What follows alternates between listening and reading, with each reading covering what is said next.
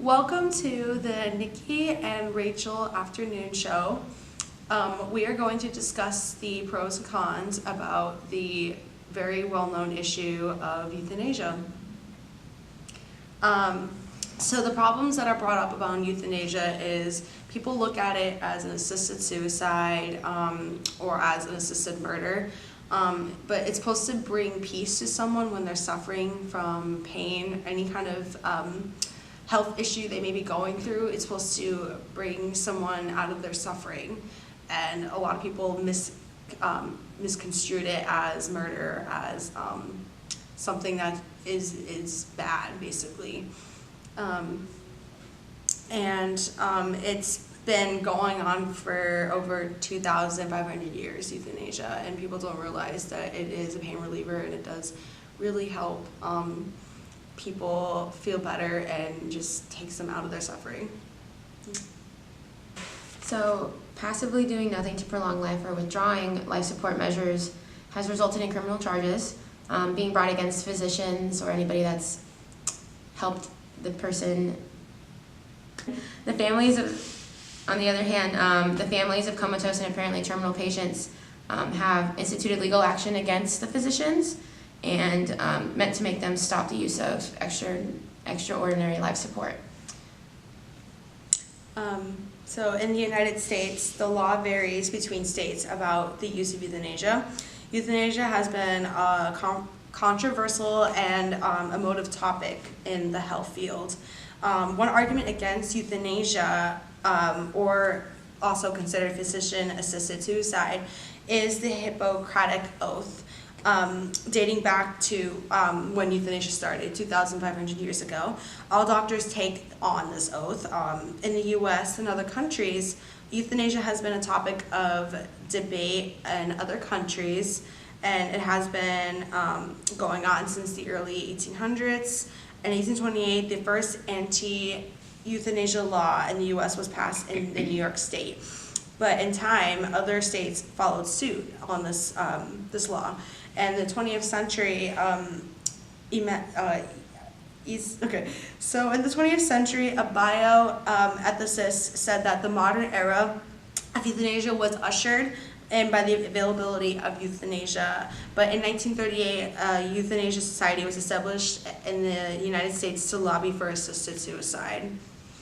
And in 1997, Oregon became the first state in the country to discriminate physician-assisted suicide.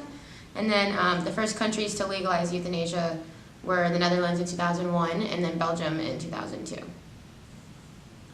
And then euthanasia, also called mercy killing, act of practice or painlessly putting a person to death.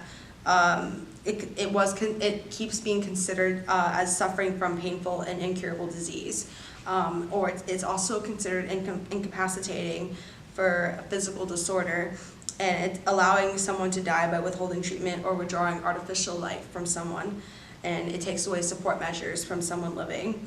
But because there's no specific provision for this particular method in most legal systems, it is usually regarded as either suicide or murder if performed by the patient himself or herself. A physician may, however, lawfully decide not to prolong life in cases of extreme suffering, and he or she may administer drugs to relieve pain if this shortens the patient's life. In the late 20th century, several European countries had special provisions in their criminal codes for lenient sentencing and the consideration of executing certain circumstances for euthanasia. In 2009, the Supreme Court of North Korea recognized a right to die with dignity in its decision to approve a request by the family of a brain-dead woman or a brain-dead man that she should be removed from life support systems if they are suffering. Modern interest in euthanasia in the U.S. began in 1870 when a commentator, Samuel Williams, proposed to the Birmingham Speculative Club that euthanasia be permitted in all cases of hopeless and painless illness to bring about a quick and painless death. And the word painless is important because the idea of euthanasia began gaining ground in modern times, not because of new technologies for agonizing, prolonging life, but because of the discovery of new drugs, such as morphine and various anesthetics for the relief of pain that could also painlessly induce death. An analysis of the polling data, after asking people about if they're for it or not, suggests that there is a rule of thirds, so a third of Americans support legalization, and then under a wide variety of circumstances, and then a third oppose it under any under any circumstances, and then a third support it in a few cases, but oppose it in certain circumstances as well. So it can go both ways, or multiple ways. It just depends on the person. I agree. So, involuntary euthanasia, the physician performs the death-causing act after determining that the patient indeed to wish to end his or her life. The ancient Hippocratic oath enjoins physicians to neither give deadly drugs to anybody if asked for it, nor make a suggestion to this effect unless the patient decides to do it. The oath was written at a time when physicians commonly provided euthanasia and assisted suicide for certain things ranging from foot injections, gallstones to cancer, and so on and so forth. Even in America, legalized euthanasia rather than being a new issue, has been publicly debated and rejected, a fact that courts failed to mention about it. And Americans tend to endorse the use of physician-assisted suicide and euthanasia when the question is abstract and hypothetical. 2/3 of Americans oppose physician-assisted suicide or euthanasia when a terminally ill patient has no pain but wants to die because of concern about being a burden to his or her family in their lives, or because he or she finds a drawn-out dying process meaningless to them. And now we're going to go to some interviews that we've done. Yes, we have interviewed some people that have a view on euthanasia, and we were going to show you what their thoughts and their opinions are on it. So. Hello. Hello. I have some questions to ask you about euthanasia. Okay. So, what are your thoughts on it? Depends on how the person is, how bad the person is. Like if they're sick or something? Yes. I don't want them to be hurting. So I believe that I will make their life a little bit more comfortable. So, just questions. If it was in your, say something, if you were sick or something, would you rather rather have medication to help you go on your way, or would you just rather go through all the pain? No, I would rather have the person comfortable than be in pain. Mm-hmm. I'm talking about for you. Me, I will accept for the person. I don't want them to suffer. Hello, I have some questions to ask you about euthanasia. So what's your opinion on it? Euthanasia, I think it's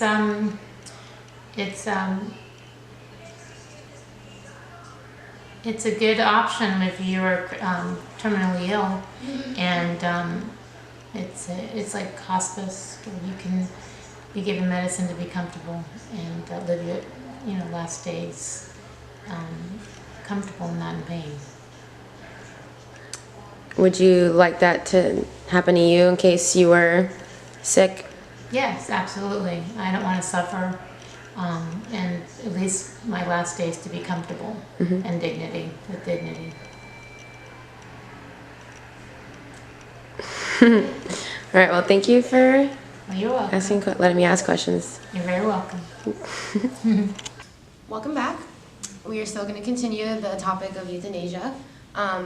So you saw in the interviews that some people are for it, some people are against it. It really just depends on the person that they are. But some informants were pro-euthanasia, which was about 21%. Others were opposed to euthanasia, which was 20%. But the majority, 51%, were undecided owing to the complexity of the issue, they often could see the validity of the arguments both in favor of and in opposition of euthanasia at the same time. The first analysis was the aspect of autonomy as power over medical decision making, where patient autonomy and medical power were contrasted. And according to the interviews that we have filmed from these specific opinions, the second was the aspect of trust, where different levels of trust in others, were perceived to affect the possibility to be autonomous in decision making when it comes to euthanasia. The information referred to the power over the decision to undergo euthanasia with opposing, contrasting opinions to go along with it. While some refer to euthanasia as manifestation of an individual, in other words, killing the individual, this transfers power from medical doctors to patients, and others refer to euthanasia as increasing the power of the healthcare system. So in a way, it benefits the healthcare system to relieve suffering from ill patients. Those who refer to euthanasia as a means to patient empowerment focus on the request being a result of an autonomous decision. Euthanasia increases patient autonomy, which is a good thing. And other more carefully designed questions can elicit majority support for physician-assisted suicide and euthanasia, but only when patients are described as terminally ill and experiencing unremitting physical pain. And according to some informants, euthanasia was a means to enhance patient autonomy by enabling decisions that control one's own death as well as their own life. This was perceived in a positive way as something that is considered to be valuable and as a human right. The willingness to make one's own decisions was also expressed at the end of his or her life. Euthanasia increases patient autonomy, which is or could be problematic. Autonomy, although euthanasia was seen as enhancing autonomy at the end of his or her life by some of the informants, this was not always seen positively. Instead, it was considered to pose as a problem due to both internal and external issues. So that is all for all the interviews based on euthanasia and the issues that come along with it and the pros and cons that go with it. I hope you guys, whoever has watched it, can see eye to eye on some of the opinions and learn something new from it. But to close it off, me and Nikki are going to just say that we've learned a lot from the study of euthanasia. We did not know that there were some pros that went with euthanasia. Me personally, when I heard of euthanasia, I thought it was just something that killed someone or just was something that was used to just end someone's life, but it's actually used to really relieve someone's pain and someone's illness, and it can really benefit someone from their suffering. Yeah. So. And coming from me, I kind of agree with it. Like, I'm not against it. I think it's kind of a good thing because, I mean, at least the person isn't suffering anymore. It's just like an easy way to like Ease the pain. Yeah, so I don't know. I think I'm all for it. Yeah. But that's just me.